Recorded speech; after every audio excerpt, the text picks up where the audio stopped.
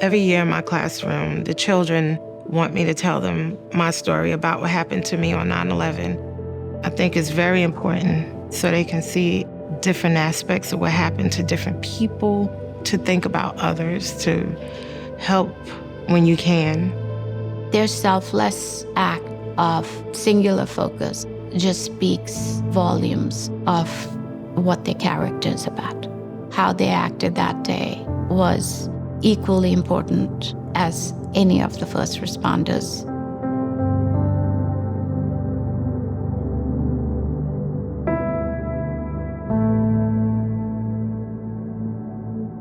It was a typical morning at the Children's Discovery Center, a daycare located in Building 5 of the World Trade Center, just across from the Twin Towers. It was a beautiful fall day. The skies were blue, and my first few children came in. There's a grandfather signing his grandchild in, and then a mom and dad came with their child, and they were signing her in, and we were just chatting. By 8:45, more than 24 children, ranging from a few months to 4 years old, had been dropped off by their parents and grandparents, some of whom worked in the Twin Towers. My son, Mihir, he was about 18 months old at the time. And for me, I was a first-time mom. So I really wanted to make sure he was well taken care of. The rest of the children are sitting down having breakfast. And all of a sudden, there's this extremely loud swooshing sound overhead. I don't know what it could have been that could make it sound that way. It didn't sound like an explosion. And we couldn't see the towers, but we could see people running down the street. I said to the kids, emergency, emergency, we gotta go, we gotta go. The children came directly to teachers and were ready to go. 14 teachers and staff rushed to collect the children, bringing them out side exits. We get out the door, you almost feel safe for a moment because you can't see anything until we get to the end of our hallway. And then you can see everything just falling out of the building. We went right outside and we said, let's at least walk down the street and sit on the edge of the cemetery. I think we evacuated pretty fast. I was late to work, and I was with my almost 4-year-old son, who was also a student of the Children's Discovery Center. And we came out of Fulton Street Station, as we normally do, and we walked towards the building of 5 World Trade Center. I remember getting off the train with my mom. I sensed that something was not right. At that time, I didn't understand why there was a crowd of people there, a lot of anxiety in the air. The closer we got, there were people looking up, and I saw a gaping hole in the building. This just in, you are looking at the World Trade Center, and we have unconfirmed reports this morning that a plane has crashed into one of the towers. And my thinking is, impossible. That's impossible, that's impossible. That's not what really happened. So I just kept going, and I was like, I just need to get to work. And I'm looking to see anyone familiar, teachers, children, babies, something that would let me know that they're safe. Lo and behold, they found us on that corner. Our entire school met up in that little area. We don't have phones, we don't have our purses, no money, no nothing. While we're on that corner, you look up and you see that people are jumping out of the towers. Because I can remember holding my ears and saying, I don't want to hear it, I don't want to hear it. But you can't block your ears because it's so loud. There's so many people and everybody's screaming because people are jumping because they rather fall than burn. And I think that's one of the most horrific things of that day.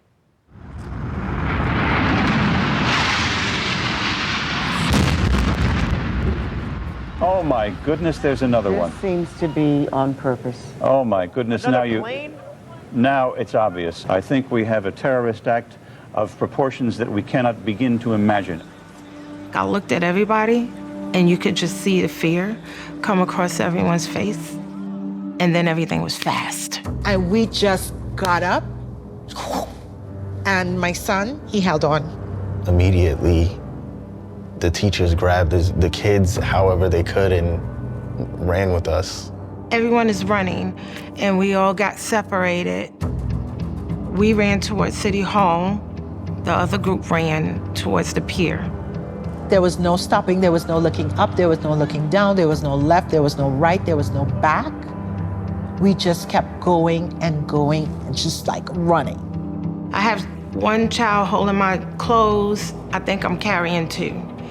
And I was like, oh God, I'm so tired. Superna Vaidbrad was preparing to walk down to the cemetery after learning that children had gathered there. As I was getting prepped to go with diapers and baby food, all the little things to help out with the teachers and the kids, I saw that the Twin Towers were beginning to fall to the ground.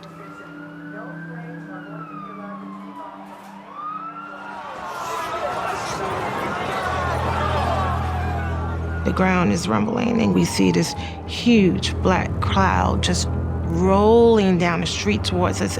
It looks like a gigantic monster or something, like unbelievable.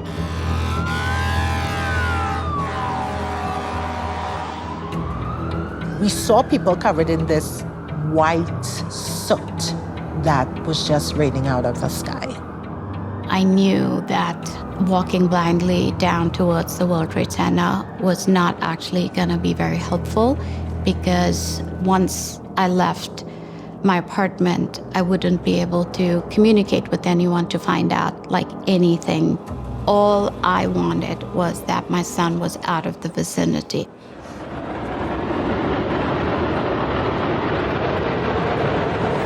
The second tower collapsing as rescue officials were trying to evacuate the building, trying to put the fire out.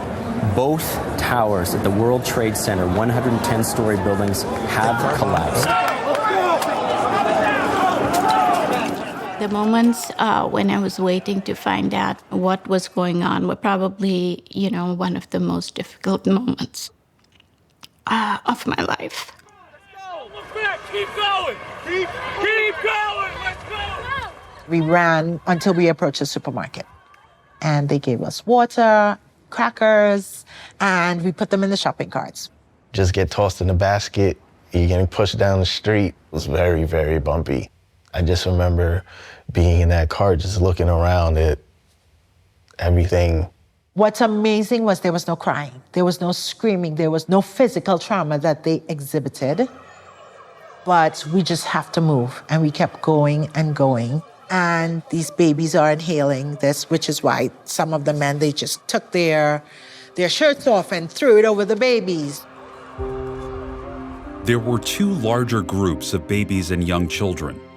Onika Sargent and two fellow teachers walked for 3 miles with one of them. My co-teacher suggested if we find a church is a safe haven. We arrived to the church, and they received us open arms. We got the moment to actually sit and just... We were in Chinatown, and we run into a group of police officers, and it's this one officer. He was really screaming at us, and he's like, what are you doing out here with all of these children? You're gonna get them killed. More planes are coming, they're gonna blow up the whole man. And we're like, what? How do we get out of here? And there's another officer. We walked up to her, and she seemed very calm, and asked her, is it true? Are more planes coming? And we hear planes. And I was like, okay, God, that's it. This is how I die, okay? And I really accepted death at that moment, because I thought that was it for us. All right, these are fighter jets, one would presume, to prevent any further attacks. It was the U.S. Air Force, thank God. We didn't know that at that time. Jones says complete strangers came to the rescue, picking them up and driving them uptown, where they ultimately found a hospital. St. Clair's, we were really close to St. Clair's. So that's where we decided to go. They let us in, they gave us a room, they brought out cots for the kids, The hospital contacted the news, and I believe that's how the parents found out where we were. Superna Vadebrat's family was searching hospitals. When she found her son at St. Clair's, hospital staff wanted proof she was his mother. They basically said they have to make sure that the children are sent home, with their parents. I think in my wildest dreams, I couldn't imagine being questioned if I was his mother. But then finally, and I'll never forget this, she told my son, give your mom hugs and kisses. And he came and he gave me, hugs and kisses. I would say it's about 5 o'clock in the evening when I was allowed to take him home. Teachers and staff of the Children's Discovery Center safely evacuated all 28 infants and children and reunited them with their families. I'm very grateful that we were able to do what we did and that we were able to get every child out of those buildings. We had to keep them safe. Those were our babies. And I think we did everything we could have done and everything we should have done. And I would do it again if I had to.